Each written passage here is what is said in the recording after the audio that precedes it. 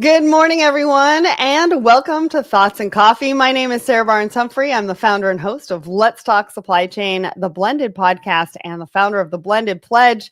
And we've got a great show for you today. My trade bestie, Audrey Ross, is back in the hot seat, and we're going to be talking about all sorts of things. Supply chain wrapped, like what did 2025 look like for you? We're also going to go through a bit of a market update. I heard something on the news this morning that I wanted to share with you as well. And then we're going to be talking about different ways to move your cargo today. But before we do that, we need to get into what's happening at Let's Talk Supply Chain. If you've missed it, we've got you, and I'm going to go through all of that. But first, let's talk about our show sponsor, Secret Society of Supply Chain. If you have not already signed up for our community, go to secretsocietyofsupplychain.com and grab your free membership today. Now, things are going to look a little bit different for 2026. We've just migrated to Circle and people are loving it.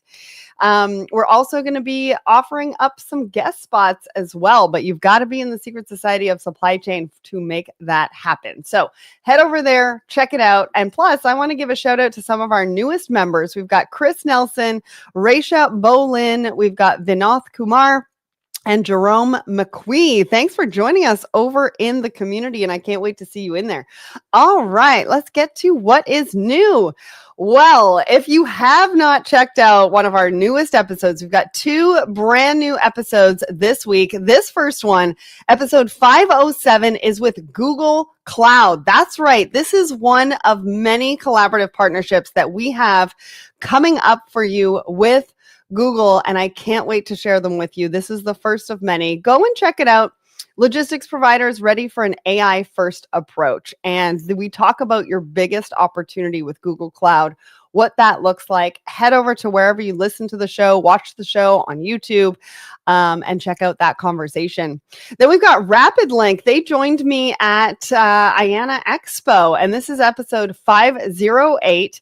And we talk about repairs and keeping drivers moving. Now, this is really important, especially right now in holiday season. We need to keep those drivers moving. We need to keep those roads safe and everybody safe. And we talk a lot about how reliable and responsive the Rapid Link repairs is for that, for you within the industry. So go check that out wherever you listen to the show. And then on Thursday, I am going live at 1 p.m. Eastern with the team at OptiLogic and Accenture. And we're going to be talking about AI-powered data transformation. You might be like, AI. I know we can't talk about anything without the word AI. But I promise you, this is going to be a great conversation. We're going to be talking about how you can accelerate models. We're going to provide you with some insights, but we're also going to offer you and give you actionable takeaways. So go ahead, click the attend button. We will send you the link, even if you can't attend live, but you have to click that attend button. Plus, if you're tuning in right now, I want to know where you're tuning in from. So make sure to put that in the comments. And if you love our conversation today, you know how we love a good fire emoji. So we want to hear from you. In-person conferences, we have Manifest in Vegas. We've recently announced that we are doing the Masters of Innovation Awards with Supply Chain Brain at Manifest. It's the first of its kind. We are going to be announcing those winners very shortly, and it's very cool. We've got some very cool companies that are going to be presenting for you on some tech innovations and what that's meant for their companies. So make sure you get your ticket. Go and grab your ticket. It's February 9th through 11th. We're also going to be recording podcasts on site. I'm also back on stage after 3 years, and so I'm super excited for that. And then, these are the Masters of Innovation Awards. Plus, we've got a TPM today that's happening on Friday, and wanted to let you know we're going to be posting that very, very soon. So make sure to click the attend button for that. And then we've got a brand new case study with 910 Advisors. We're talking about a transformational partnership, and this case study really dives into how they helped a certified collectibles group to radically improve their operations through hands-on tailored partnerships, et cetera, et cetera. So highly recommend you go and grab that through the link. And I think there's one more thing I got to talk about. Yes, I have a brand new blended episode. That's right. If you have not gone and checked out this new episode, it's about self-worth. Now, if any of you have read my book, you know that I talk a lot about self-worth, but I wanted to hear from other people as to what that meant to them. What does self-worth mean to them? And we got into some really crazy conversations. We've got Katie Date on there. Sarah Dandishy, if you don't know her, she's a travel expert and concierge. You should go check her out on Instagram. Dave Sanderson, he joined us as well, and he was on the Miracle on the Hudson airplane. And so he talks a little bit about that in that episode as well. So go and check that out wherever you listen to Blended, or you can head over to blendedpledge.org. All right. I think it's time to bring Audrey up to the stage. Hello. How you doing? Hello. I'm good. Did I not share my screen? I had my screen share, right? Yeah. Oh, I saw things on the screen. I know, because I came back and I was like, it was down there. Anyways, I'm having a morning, people. I'm having a morning. I'm in between trips. I'm back in my home studio. But you're going from one extreme to the other too, right? Because you're going from the beach to the frigid frosty north. So. It's going to be like minus 13. And so I literally went to pack yesterday and I was like, I got to pack 3 suitcases just because of the sheer amount of like sweaters and puff. I need to pack. Yeah, and this like big puffy jacket that I'm gonna have to carry through the airport. Exactly. I had to do that the other day. So. Well, and the other thing I should mention, I didn't before we get to your introduction. I mean, before we get to they know who I am. I've got my Marvel holiday sweater on. Oh, there we go. Cute. Yeah, we've got our Let's Talk Supply Chain team virtual party later on today. And I'm a little nervous, not going to lie, because we've decided to do painting for some reason. So I got this like kit to like paint somebody. I haven't even opened it up. And I'm going to learn later who I'm going to paint. And so stay tuned. I may or may not share my painting depending on how bad it is. But we're going to have some fun with that. How bad it is, but how creative it is. It's a creative experience. Okay, fine. That's what we have to tell my girl guides. Yeah. Oh, okay. So now I get it. All right. No, they're like, it's bad. And you're like, you're 9. Like, it's not bad. It's cute. Okay. I'm going to have 45 though. Yeah. Anyways. Okay. Why don't you tell everybody who you are and what you do and all the things. Okay. All the things. Okay. So I'm Audrey Ross. I'm sitting here in a frosty, refreshing Toronto, lightly snow covered. Look, I came from Ottawa. I was in Ottawa last week, and like this is warmer. So what? Yeah, no. Ottawa is something else entirely. And those people, like, I've got a toque, I've got the scarf over my face. Okay, hold on. And I just like, realized a lot of the Americans do not know what a toque means. Oh, sorry, a beanie. So it's an actual I've got beanie. A beanie. Yeah. Over my head, a toque. Yeah. And then stop talking Canadian. The gloves and like rolled up, and they were in just regular clothes. A man was in like business clothes. But let me ask you, like wool jacket, and I was like, oh my gosh. Let me ask you a question. Did you go skating? Because I know you like to skate on the rideau, and if it's like that cold. No, it wasn't. It's not quite cold enough yet. It's not frozen enough yet. But they're getting ready. They got all like the beaver tail shacks and the ice skate rental shacks all on the rideau. So I'm gonna have to go back in February and see our friend Claricia and Carolyn and everybody, and I'll go skating then. I talked to Caroline yesterday. It was a great conversation. Anyways, and shout out to FIT, Forum for International Trade Training. I love you guys over there. All right. Did you finish your intro or did I? I don't know. I do trade compliance, customs. People ask me about stuff, have me on their shows. I don't know. This is what happens. I keep busy. This is what happens when we get together. All right. That was your introduction. Oh, now it's time for the poll. Yeah. So we ask everybody a question every single Wednesday morning. And we ask this question: when it comes to holiday inventory / gifting, which supply chain hiccup is your biggest Grinch to deal with this December? Shout out to the Let's Talk Supply Chain team for coming up with that question and making it all holiday. We had 42 votes. 48% of you said naughty list, last mile delays.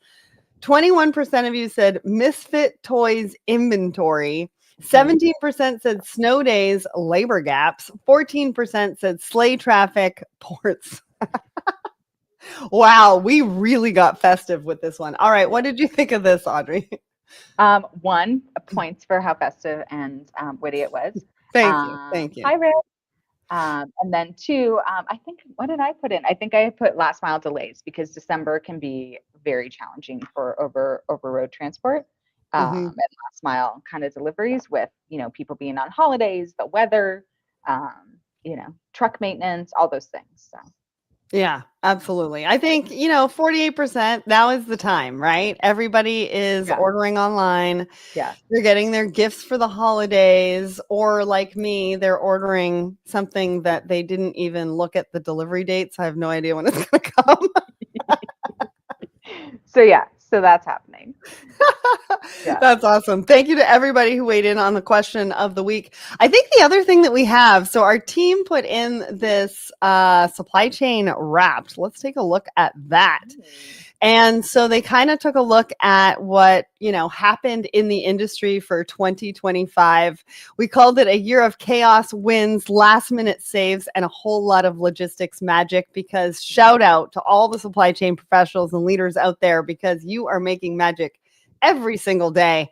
And it's hard to do that for 365 days of the year. So when it came to talking tariffs in 2025, 28,947 spent decoding tariff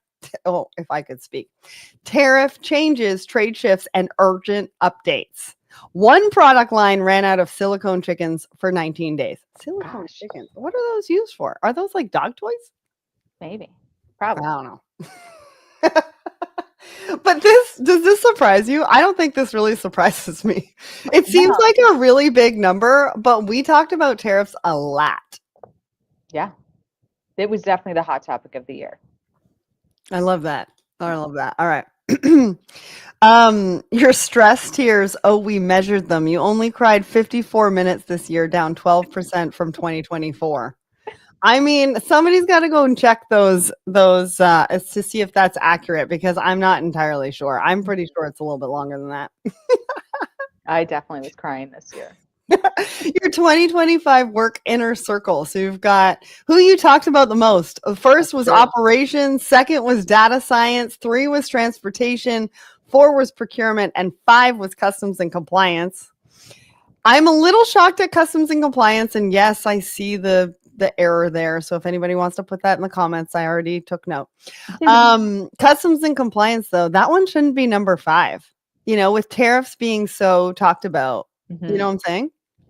I think it should be like higher up on the list. A little closer, maybe. Yeah. Swap out transportation or something. But operations had to hustle because there was a lot of, I think, especially in what we're working on, there's been a lot of manufacturing moves, right? And reassessing where you're doing your productions, and procurement as well, kind of reassessing who are the vendors we're working with. Were there vendors who had lower tariffs? Were there vendors who had higher tariffs? Like, are we reshoring? Are we sure-shoring? What are we doing? So it was definitely a tough year for quite a few departments. Way to get that in there. All right. 18,000 minutes inside Excel this year. That was just me last week. So I actually want to know if this is down or up from 2024. But the fact that my team was like, may your formulas always balance, may your tabs stay color coded. Love it. Going into 2026, this is our well wishes for you. You get a rock star badge for surviving 2025. This is your official badge for surviving. All right. And then it's time for your victory lap. You navigated disruptions. You solved the unsolvable. You kept the world moving. You have all got logistics legend status, and that is totally unlocked for you right now for 2026. All right, let's get to one of my favorite parts of the show, the market update. What's happening for you? What do people need to know? What are you thinking about for 2026? Talk to me. Yeah, what am I thinking about for 2026? That's a very good question. Or you don't until I don't want to think about it. I'm not going to think about it. Like January 1st. I mean, that's fair. Totally fair. Yeah, no, it's still, I mean, we've got volumes are a little bit wonky. The tariffs had a huge effect, as we were talking about, on how people were purchasing, where people were purchasing from. We've seen earlier this year that Gemini Alliance launched, and so they were doing a new kind of model of shipping, which was talked about at TPM 25. which is this hub and spoke concept. And so that actually kind of came into fruition this year. So we're seeing what that looks like. But then, of course, they've got volume changes, huge congestion in Europe through most of the year. There were some labor disruptions last month that really kind of jammed up the ports and offloading. And of course, it's not an easy place to kind of offload into. So with high volume cargo, so that's been a challenge. And then I think the biggest thing that people are watching for, that I'm watching for, is now that there's been a bit of a ceasefire in the Middle East, in the Middle East conflict, that are vessels going to go back to transiting the Suez Canal, which of course the Egyptians and the people at the Suez Canal who've been missing all of those port fees or sort of canal fees and investment would really love that to happen. But it's really trying to assess what is the stability of the ceasefire. How safe is it for seafarers and crew members to be going back through that transit? Has the situation with the Houthis in Yemen resolved? Like, are they going to stay kind of dormant, which is their goal, was kind of a ceasefire and resolution. So that's a kind of big hot topic, because once those vessels start moving back through the Suez Canal, we're going to have and Lars Jensen definitely outlined this best, but it's like, instead of you're going to have vessels that have gone around the canal, probably coming around South Africa and coming up, and then you've got vessels that are going to go through that canal, and they're all going to bunch at the same time. They're all going to meet. So who goes first? So what's going to happen? And so there'll be kind of it could be months, 3 to 4 month period of like weird congestion, right, and resetting. And then that's assuming that the ceasefire kind of maintains consistent and continues on into the rest of the year. So that's kind of, if you're doing any business in Europe, that's very much top of mind. I think for me, one thing that came up on the news this morning was that a lot of the retailers are actually going to be charging a restocking fee for returns. So interesting. Yeah. So just keep that in mind. If you're ordering online and you do have to return, there's a lot of the larger retailers that are going to charge this restocking fee, and it's an average of $10 per package. Wow. Yeah. So just keep that in mind with your online shopping and anything that you want to return, especially. I don't know if this is just for holiday or if it's going to continue into the rest of 2026, but just make sure that you're reading that fine print. All right. Let's get to I want to give a shout out. We got Chris Barnes over on my personal LinkedIn saying that he's trying to keep warm and cool in misty Atlanta. All right. Stay warm. Stay warm. Thanks for joining us. All right. So let's get to our first article. Now, I wanted to talk about this because we've been talking about self-driving trucks for quite a long time. It seems like this company out of Sweden, though, has got a lot of backing, has got a lot of investment, and seems to be moving their autonomous freight systems into North America, already in Europe, and then the UAE as well, or at least their electric trucks, maybe not their self-driving trucks. So this is their new cargo truck. It looks a little strange. Like, I don't know on the road if I would want to drive next to this thing, because I'm like, if this thing takes a weird left turn or something like that, like, it's going to take somebody out. But anyways, I thought this was interesting because they're calling this autonomous freight tech. And those that are investing in them are talking about them being complete and forward-thinking freight ecosystems. I'm not entirely sure what that means, but I can't wait to sort of see what that means. What did you think about this particular article? I mean, one of the first sentences is that it's known for its unusual looking electric and autonomous bike. Okay, that's so the aesthetic is they've gone with a very distinct aesthetic. The cash and the money that's being raised is pretty significant.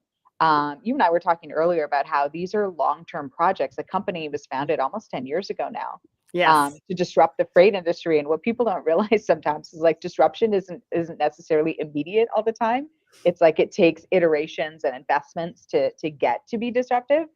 So these are kind of long-term ideas, but I mean, I think it's really on the horizon. And this article kind of outlines how the expansion, what their kind of values are. So, it's just waiting to see, like, once it's kind of on the road and in.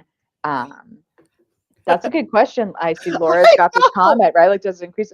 I mean, maybe because it's so maybe it's much taller, but I'm not entirely sure. Yeah, I don't know, Yeah. because right And if it's now, designed for 53 foot. European roads versus North American roads, which are kind of bigger and more open, I don't know. We'll see. That's a good Yeah, I question. don't know if they're going to make them bigger. That does not look like it's a 53 footer, but when you take out No, sort of it's the pretty cab part, compact in a way.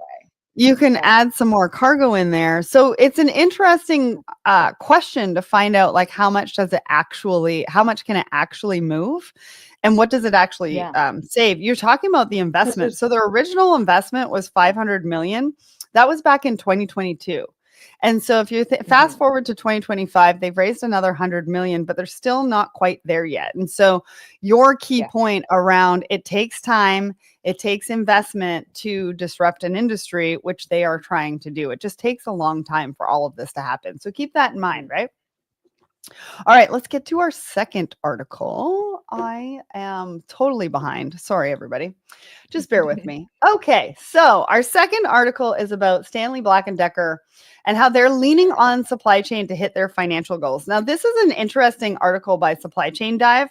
They're talking about how they're reducing their sourcing from China from 15% to 5% to really have all of their manufacturing and their finished products done under the USMCA, which I think is an interesting concept. I mean, it does take time, it does take some money, but they actually talked about after the pandemic, they were talking about a $2 billion cost reduction, and they wanted 1.5 billion of that coming from their supply chains. So they've hit the ground running after the pandemic, because that would have been what, like 2021, 2022. We're now going into 2026. So that's about 3 to 4 years of time.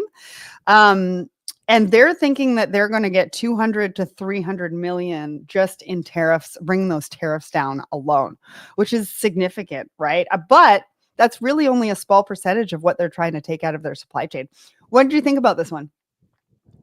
I thought it was really interesting because it's a good case study on reshoring or on nearshoring, and changing the location of production. I think it's something that a lot of companies have been having to assess very quickly. Although it sounds like maybe Black and Decker's it was part of the program that they launched, for a while now. So it's probably one of their milestones.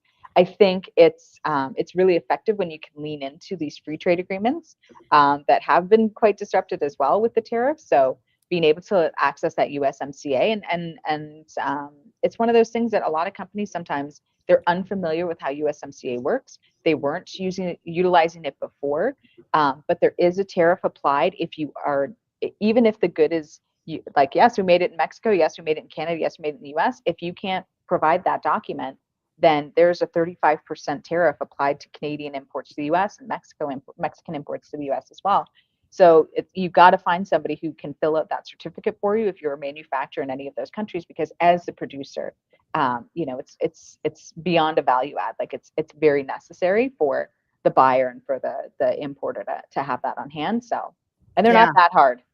Well, and I mean, 35% it's is a lot. a big 35%, number. or you taking 10 minutes to fill out the form of a product that you already, and definitely, I mean, get some help from a trade compliance specialist. You don't, if you don't have one in-house, the way some companies do, the way I am, it's definitely something you can access as a service, like an a la carte, from experts. You can get a trade compliance lawyer to help you kind of double check everything. It is absolutely worth it. So Black and Decker's been doing that work, and so hopefully that's definitely been part of like how they're managing this aggressive or 1.5 billion savings program. Yeah. What I think the interesting part of this article is that they are continuing to raise prices because of tariffs. Yeah, of course you are. It's this funny area of like, because we think everything is going to happen overnight, but this takes time, right? You have to be able to adjust from sourcing from China to then potentially sourcing from Mexico or wherever they're looking to source from under the USMCA. But it takes time. Yeah. So the tariffs, if they still have, let's say 12% sourced from China as of today, maybe it's 10%, maybe it's 8%, they're still having to pay those tariffs on that while they're right sizing their supply chains. And they're talking about how this particular moment in time going into 2026, they should have their inventory right sized. So as That's you can the key. imagine, right after the pandemic, having all of these goals of reducing the supply chains heading into 2026, they're going to have to right size. So this was a 3 to 4 year exercise to get them to where they want to be. Mm-hmm. And it's important that like to see that as an example for other companies, to see that one, these things aren't overnight, Mm-hmm. and that two, there's a dedication required to have a program like this and to be consistent, but the value is worth it. The return is going to be worth it. Mm-hmm. And they're obviously doing it on a couple of different supply chain is what we're talking about today because that's our jam. But there's administrative costs, there's production changes, there's I'm sure there's building allocations, there's some inventory. Like they are doing it very comprehensive sounding way. So Mm-hmm. it Well, makes for an interesting view. yeah, I think intentionality as well. Yeah. Anyways, let's get to our last article. And Laura, if you liked the truck, you're going to like this one because I have the same questions about this one. Okay. So we're talking about a sailboat for cargo. I was like, okay, this is interesting, but I have a lot of questions. So Yeah. it's talking about being 100% wind powered. Cool. So the decarbonization, the sustainability aspect of this, awesome. They're also talking about this being 2 to 4 times faster than ocean freight. So the way that they are marketing this is that it's in between ocean and air freight. So if you air freight a lot, this could be your option to reduce some costs and reduce some sustainability. But my question is, how much can that hold? And Yeah. if it's at max capacity with the cargo, are you still traveling at 2 to 4 times the speed? I don't know. What did you think about this? I had very similar questions. I think the proposition and the website is like very attractive. Airplane of the seas, like who came up with that? That's so good. I think it does address the challenges of. I think this is like definitely the marker of success on the website to be sure. I think it does raise the question though, like how is it if it's completely wind dependent and there's no wind, how is it going to be faster than a vessel that does have an engine? So that's a big question for me, like the engineering. And then, to your point, like if it's weighted down with, cargo or, who can actually access it? Because can you put your heavy, your heavy cargo, your machinery on that, or is it really for consumer goods like my eyeliners, right, which are Mhm. so light? So, But so many, still, like so an many questions. average container, Mhm, costs mhm. how much? Or how much do you usually, what's the weight of what you usually ship by air freight? Let's say a typical air freight The ship. weight by air freight, yeah, we can go anywhere from 600 kilograms to 2,500 kilograms in air freight. Yeah, and looking at that But vessel, a container is typically, like a ton, right. And so depending looking on at what you that put in. vessel, I'm just kind of like, all right, Yeah. with that kind of weight on board, Mhm. sure you can distribute it. It doesn't look like there's a lot of, cargo hold area though. Yeah. So That's the other thing. How many TEUs are on that are fitted on there? Because it looks like it's like 10, 20, I don't know. So It looks competitive like, wise, it's like, or maybe just boxes. yeah, maybe it's loose cargo. Maybe it's loose cargo. I don't know. I don't know. It's Anyways, a, it's a try. I mean, we're very curious about it. It's attractive. Like, well, it kind of goes. I want to learn more. I had our friend on here, and I can't remember the name of his company, but he had a blimp for air cargo as well. I Oh think my it was a gosh. blimp. I think it was a Yeah. blimp, and it was like holding the container. Anyways, we have some innovative people in this industry. Can I just tell you? And shout out to them Yeah. because they are putting this all out there. They are putting their time, energy, money, and resources. And let me tell you, it is not easy to start a business. It's not easy to disrupt an industry. And it's not easy to put yourself out there with, your ideas. And sometimes they work and sometimes they don't. And I think I think only time will tell as to whether it's something that is going to be long term or not. But it's definitely interesting. And I think also it gives us options. Yes.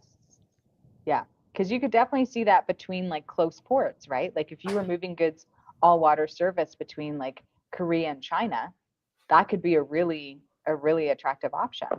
Yeah, so true. Anyways, we are at time. Audrey, I have had an amazing time, as I usually do with you. Thank you for coming on the show. Thanks thank for you everybody for tuning in. We've got one more show for you, and that is next Tuesday. So make sure that you tune in because it's the last show of 2025. And then we are going to take a little bit of a break into the new year. And we'll see you all next week.